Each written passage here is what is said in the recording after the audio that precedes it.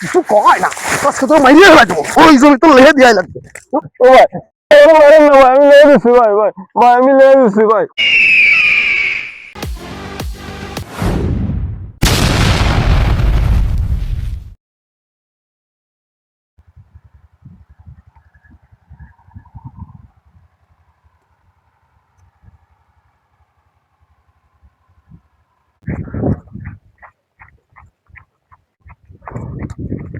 দোষ দোষ দাঁড়া, দোষ এত তাড়াহুড়া করে কোথায় যাচ্ছিস?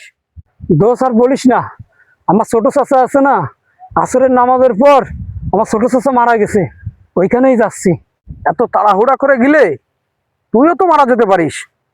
আরে দোষ আর বলিস না, আমি তো তার জানাজায় যাচ্ছি না, আমি খালি এইটুক দেখতে যাচ্ছি যে ও মারা গেছে, ও কতটুকু জমি নিয়ে যাচ্ছে।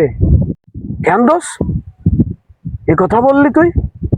দোষ আমার বাপের যত জমি জাতি ছিল আমার চাচা তো সব জবরদখল করে নেছে। আমার বাপরে ফুসলায় ফাসলায় আইন কানুনের ভয় দেখায় আমার বাপের সমস্ত জমি সে দখল করেছে। তাই তার মরার সময় আমি খালি এইটুক দেখতে যাচ্ছি যে সে কতটুকু জমি নিয়ে যাচ্ছে কবরে।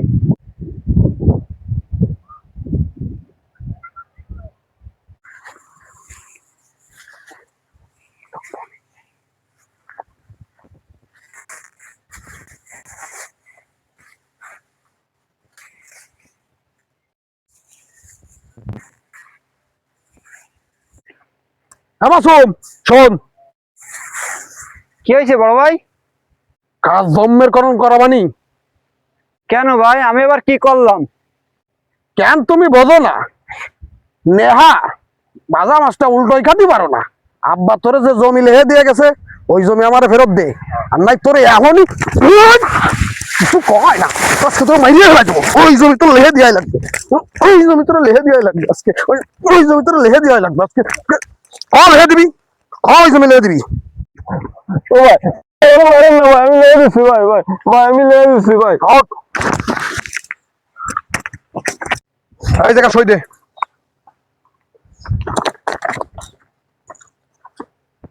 এই জায়গা সই দে।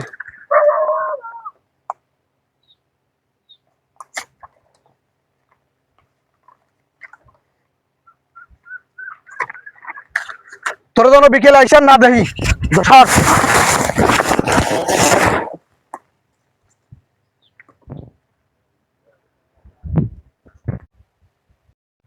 দোষ আমি গেলাম রে।